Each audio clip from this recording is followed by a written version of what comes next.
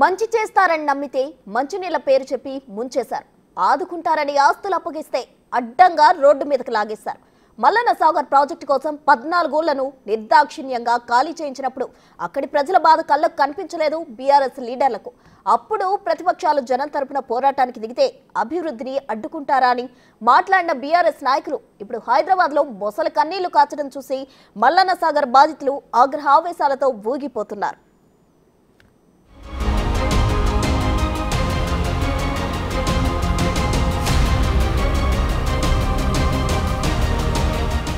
అధికారంలో ఉంటే ఒకలా, అధికారం పోతే మరోలా. బీఆర్ఎస్కే చెల్లుతుంది దిక్కుమాలిన రాజకీయం. మూసీ ప్రక్షాళనపై జనాన్ని రెచ్చగొట్టడం దేనికి? మల్లన్న సాగర్ బాధితులను వేధించింది మర్చిపోయారా? ఇది మా వెర్షన్ కాదు. బీఆర్ఎస్ మాయమాటలు నమ్మి అడ్డంగా మోసపోయిన మల్లన్న సాగర్ బాధితులు చెప్తోన్న మాట. మల్లన్న సాగర్ రిజర్వాయర్ కోసం చుట్టూ కట్టగట్టి 14 ఊళ్లను ముంచేసింది అప్పటి కేసీఆర్ సర్కార్. ప్యాకేజీలిస్తాం, పరిహారమిస్తాం, ప్లాట్లిస్తాం, ఇండ్లిస్తామంటూ వేలాది మందిని రోడ్డు మీద పడేసింది ఆనాటి ప్రభుత్వం. కాని ఇప్పటికీ పరిహారమందక, ప్యాకేజీలు రాక, ఇండ్లు లేక ఎన్నో ఇబ్బందులు ఎదుర్కొంటున్నారు మల్లన్న సాగర్ బాధితులు. మల్లన్న సాగర్ కోసం పోలీసులను పెట్టి ఊళ్లు ఖాళీ చేయించినప్పుడు హరీష్ రావు ఎక్కడ పోయిండని అడుగుతున్నారు ప్రాజెక్టు బాధితుడు వట్టెం రాజిరెడ్డి. మల్లన్న సాగర్ పేరుతోని ఈ టీఆర్ఎస్ గవర్నమెంట్ హరీష్ రావు మమ్మల్ని ఎన్నోసార్లు మాయమాటలు చెప్పి అగ్గిపెట్టే దొరకనటువంటి తెలంగాణ కోసము అగ్గిపెట్టే దొరకనటువంటి హరీష్ రావు ఈరోజు హైదరాబాద్లో గవర్నమెంట్ భూములలో కట్టుకున్నటువంటి ఇండ్లను హైడ్రా పేరుతో కూల్చుతుంటే రేవంత్ రెడ్డి ముఖ్యమంత్రి గారు అప్పుడు లేని దుఃఖము మల్లన్న సాగర్లో భూములు, ఇండ్లను, సర్వస్వము పోలీసులను పెట్టి మరి విచక్షణ రహితంగా ఎటువంటి పరిహారాలు కూడా కొన్ని పరిహారాలు కూడా ఉన్నాయి. ఇప్పటికీ 7-8 సంవత్సరాలు అవుతుంది మా గ్రామం నుంచి బయటకు వచ్చి ఇప్పటికి కూడా ఇంకా పరిహారాలు కొంతమంది హైడ్రా పేరుతో ఇప్పుడు కూలగొడుతుంటే అక్కడ ముసలి కన్నీళ్ళు నీళ్ళు ఏడుస్తుండే హరీష్ రావు. మరి మా గ్రామాల నుంచి మా సర్వస్వము మా తాతలు ఎన్నో పూర్వకాలంలో ఉన్నటువంటి వ్యవసాయాలను వదిలిపెట్టి ఊళ్ళ నుంచి పోలీసులను పెట్టి బలవంతంగా ఎల్లగొట్టినాడు లేని దుఃఖము ఇప్పుడు హరీష్ రావుకు వస్తుందనంటే ఇది ఎంత సిగ్గుచేటు. ఇది మల్లన్న సాగర్ బాధితులకు పరిహారం ఇవ్వలేకపోయిన బీఆర్ఎస్ నేతలు హైదరాబాద్లో ఏడవటమేంటి? ఇక్కడికొచ్చి చూస్తే మా బాధ తెలుస్తుందని చెప్తున్నారు. మీరు వెళ్ళగానే నేను ఏమేమున్నాయో అవి అన్నీ ఇస్తా మీకు అని ఆయనతో లాఠీ చార్జి పోలీసు వాళ్ళని తలిగించి ఆయనతో మామూలుగా ఇలగొట్టిన మాత్రంలో ఇస్తాడేమో అని ఇప్పుడు దాకా పోయిన సంవత్సరం నుంచి కూడా ఏమైనా ఇస్తాడేమో, ఇచ్చినవన్నీ మెరుగు చేస్తాడేమో అని అనుకున్నాం. ఏ మెరుగు చేయలేదు. ఇప్పటికైనా ముసలాలోకి రాలేదు, ప్యాకేజీలు రాలేదు. ఇప్పుడు ఎందుకంటే 18 ఏళ్ల పిల్లలకు ఇంకా ఇవ్వలేదు, ప్యాకేజ్ ఇవ్వలేదు, పైసా ఏది వాళ్ళకు పిలాట్లు కూడా ఇవ్వలేదు. ఇప్పుడు వాళ్ళ పరిస్థితి ఏం కావాలి?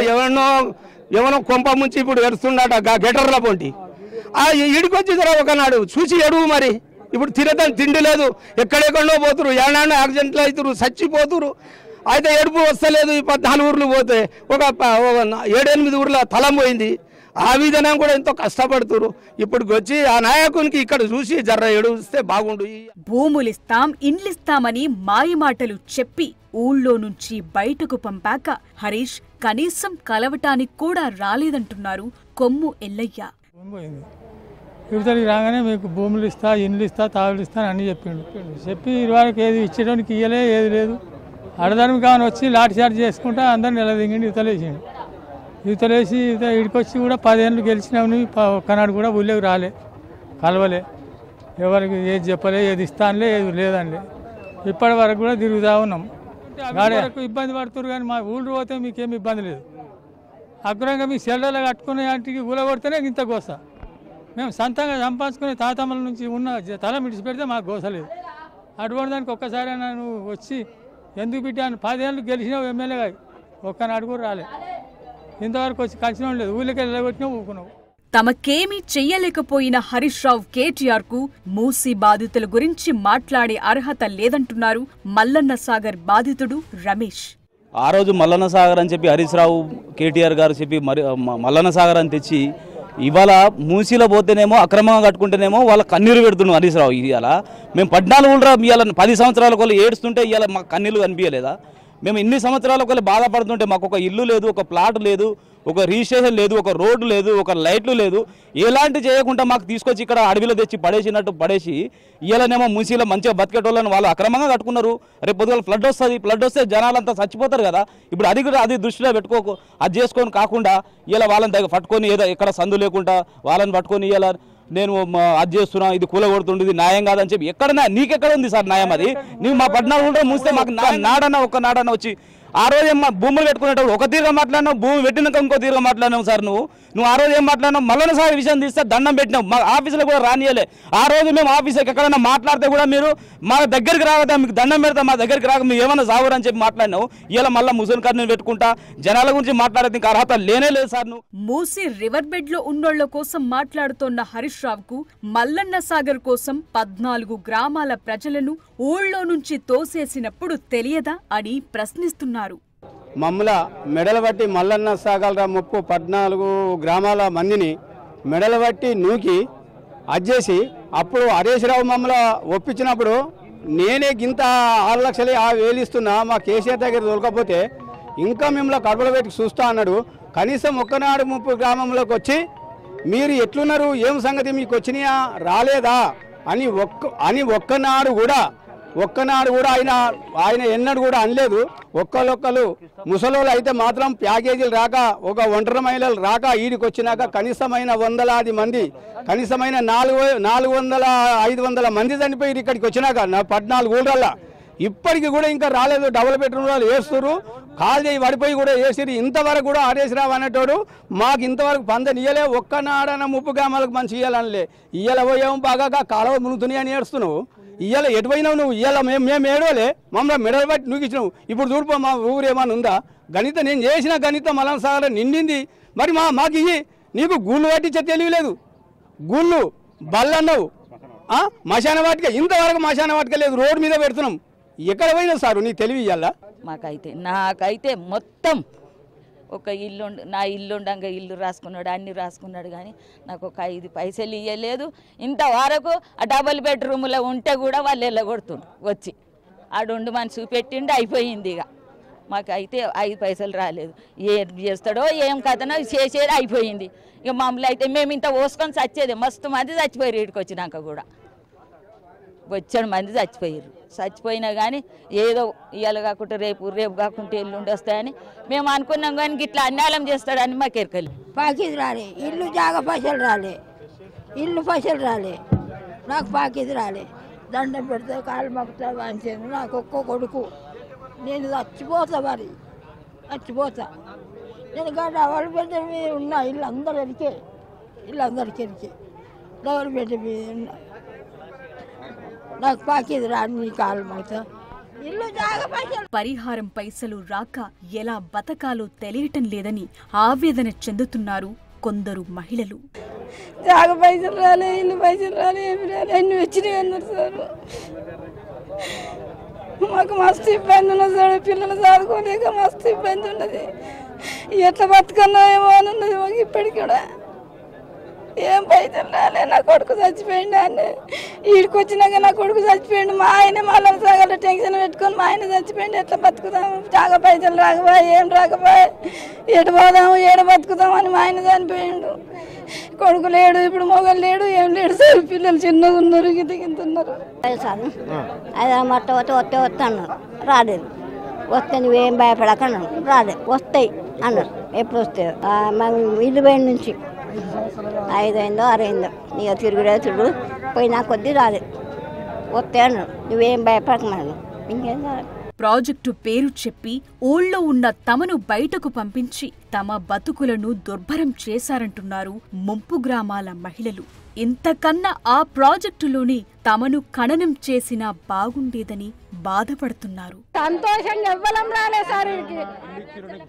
ఇల్లు ఇచ్చిరుగా సార్, పైసలు ఇస్తా అన్నాడు. ఇక్కడికి వచ్చినాక ఈడికి వచ్చినాకనా సార్ ఇంట్లో పైసలు జాగాల పైసలు ఎకరానికి 6 లక్షలు కట్టిస్తాను. ఎవ్వి రాలేదు సార్. అంతకంటే ఈయన చేసిన గుడిసెలలోనే నయమూరు సార్. మాకు అట్లనే ప్రాజెక్టులు అల్లలేగా మా గమ్మినా అయిపోవు. మమ్మల్ని మాకు ఆ నీళ్ళల్లో వదిలిపెట్టినా అయిపోవు సార్. అట్లే చచ్చిపోదుము. అంత పని చేసిండు ఆయన నమ్ముకుంటే. మాకు నిన్న మేము వీడియోలో చూస్తుంటే ఆ ముప్పు గ్రామంలోకి ఇచ్చేది ఇడిచిపెట్టి అక్కడ మునిగిపోయే ప్రాంతంలో ఇండ్లు గొల్ల కొడుతుంటే అక్కడ పోయి ఇట్లా కన్నీళ్ళు తుడుస్తుంటే మాకు చూసిన వాళ్ళకి ఇక్కడ చాలా బాగా అనిపించింది. ఎందుకంటే ఇంత మల్లన సాగర్లో 14 ఊళ్ళు ఇక్కడ తీసేసి ప్యాకేజీలు ఇవ్వలేదు, జాగాలు ఇవ్వలేదు, ఇండ్లు కట్టి ఇవ్వలేదు, స్కూల్ లేదు, బడి లేదు, మశాన వాడికలు లేవు, రోడ్డు మీద కాలుస్తున్నాము. ఇవన్నీ కూడా ఇక్కడ పూర్తి చేయకుండా గక్కడ పోయి హరీష్ రావు ఏడుస్తుండు. ఇక్కడ లేపిన హరీష్ రావే కదా. ఇక్కడ 14 ఊళ్ళు తీసేసినప్పుడు వీళ్ళకి అన్ని పూర్తి చేసే అవకాశము మరి వీళ్ళకి ఇచ్చిపోతుంది. ఇలా నువ్వు పోతే కూడా మాకు సంతోషం. నాకు ఇది రాలేదు. ఇక వచ్చా అన్నారు. పొన్నాలకు 3 మాటలు దొరకపోయినారు. ఇక పట్నం 4 మాటలు దొరకపోయినారు. సిద్దిపేటకు 10 మాటలు పోయినాం. పాకీది వచ్చా అన్నారు. ఇక ఇప్పుడు వచ్చా అప్పుడు వచ్చాయి. ఎప్పుడు రాలేదు. ఇక అందరు వచ్చి ఫోటో తీసుకుపోయినారు. ఇక ఏది రాలేదు. మమ్మల్ని ఏడిపించుకుంటాడు. ఇక మాకు రోడ్ల మీద ఇక తక్కలు రావుడు గూసుడు. ఇక మా కొడుకు తక్కరైంది. మా యారాల కొడుకు ఇక 3 ఏళ్ళు అయ్యలేదు. మల్లన్న సాగర్ పోయింది సార్. పోయినప్పుడు నమ్మిచ్చిర్రు. మా డాడీ అయితే ఏం రాలేదు సార్. ప్యాకేజ్ రాలే, ఇల్లు జాగా పైసలు రాలే, డబ్బులు రాలే. నా బిడ్డకు ప్యాకేజ్ రాలే, నాకు రాలే. 18 సంవత్సరాల ప్యాకేజ్ కూడా రాలే సారు. నమ్మిచ్చిండు. ఇస్తాం అమ్మ అని నమ్మించి ఇట్లా మోసం చేసిండు సారు. మా డాడీకి గుండె వాళ్ళకి చనిపోయింది సారు. ప్యాకేజ్ రాలే, పైసలు డబ్బులు లేవని పైసలు ఇవ్వలే సారు. మమ్మల్ని మోసం చేసిరు సారు. నువ్వన్న దయచేసి మమ్మల్ని సేవించాలే సారు. మాకు మంచి మేలు చేయాలి సారు. ఇప్పుడు నీ మీద నమ్ముకుంటున్నాం మేము. ఏం రాలేదు. మా జాగలకు సరిత పైసలు కట్టియలేదు. అదే 6 లక్షలు. మరి మాకు పాకీదులు రాలే, మాకు కాంజాకు రాలే, చెట్లకు రాలే, దొడ్డికి రాలే, ఏదొక్క రూపాయి రాలే. ఇది వరకు మత్తుగా తిరిగినా కానీ ఇక వస్తాయో అంటారు. ఇది వరకు 1 రూపాయి రాలే. మత్తుగా తిప్పల పడ్డాము. తిప్పల పెడతా ఉన్నారు. ఇంకా ఇవి వస్తాయి, రేపు వస్తాయి, ఎల్లుండి వస్తాయి. ఇవి ఇట్లా తిప్పల పెడతాను. మల్లన్న సాగర్ రిజర్వాయర్ కడదామని బీఆర్ఎస్ ప్రభుత్వం నిర్ణయించినప్పుడు ఈ జనం బాధను అర్థం చేసుకోలేదు. కనీసం కనికరం కూడా చూపలేదు. నిర్దాక్షిణ్యంగా ఊళ్లను ఖాళీ చేయించేశారు. పోలీసులను వాడుకుని జనం మెడలపై కట్టెలు పెట్టి మరీ బయటకు తోసేశారు. ఇప్పటి వరకు చాలా మందికి పరిహారం అందలేదు. ఎకరానికి 6 లక్షల పైనే ఇస్తామని మాయమాటలతో అమాయకులను మోసం చేశారు. ఇంత చేసిన బీఆర్ఎస్ నాయకులు ఇప్పుడు మూసీలో అక్రమంగా ఇండ్లు కట్టుకున్న వాళ్ల దగ్గరికెళ్లి కన్నీరు కార్చటం చూసి ఆశ్చర్యపోతున్నారు. మా బతుకులను ఆగం చేసి రోడ్డున పడేసి కనీసం చూసేందుకు కూడా రాని మీరు ఇప్పుడు మొసలి కన్నీరు కార్చటం చూస్తుంటే బాధ కలుగుతోందని జనం ఆగ్రహావేశాలు వెళ్లగక్కుతున్నారు. పోతే కొన్ని ఊళ్లు పోతాయి, కాని మల్లన్న సాగర్ కడితే తెలంగాణ మొత్తం సస్యశ్యామలమైపోతుందన్నట్లుగా ప్రచారం చేసింది బీఆర్ఎస్. అభివృద్ధి జరిగేటప్పుడు కొంతమందికి ఇబ్బంది కలగటం సహజం. దాన్ని అందరూ అర్థం చేసుకోవాలి అన్నట్లుగా మాట్లాడారు. బాధితులకు తమ ప్రభుత్వం పరిహారం అందజేస్తుందని, వాళ్లను ఆదుకుంటామని పెద్ద పెద్ద డైలాగులు పేల్చారు. కానీ వాళ్లను ఎలా గాలి కొదిలేశారో వాళ్ల మాటల్లోనే తేలిపోయింది. అప్పుడు మల్లన్న సాగర్కు వ్యతిరేకంగా ఎవ్వరు పోరాటం చేసినా అణచివేశారు. సరే, మంచి జరుగుతుందని అప్పుడంతా మద్దతుగా నిలిచారు. అదే మూసీ ప్రక్షాళనకొచ్చేసరికి మాత్రం ప్లేట్ మార్చేశారు. రివర్ బెడ్లో ఇండ్లు కట్టుకున్నోళ్ల ప్రాణాలంటే వీళ్లకు లెక్కలేదా? భవిష్యత్తులో ఊహించని స్థాయిలో వరదలొస్తే మూసీలో అక్రమంగా ఇండ్లు నిర్మించుకున్న వాళ్ల సంగతేంటి? మీ ప్రభుత్వం మల్లన్న సాగర్ విషయంలో చేసింది న్యాయమా? ఈ ప్రభుత్వం మూసీ ప్రక్షాళన చేస్తే అన్యాయమా? ఇదెక్కడి నీతి అని అభిప్రాయాలు వ్యక్తమవుతున్నాయి.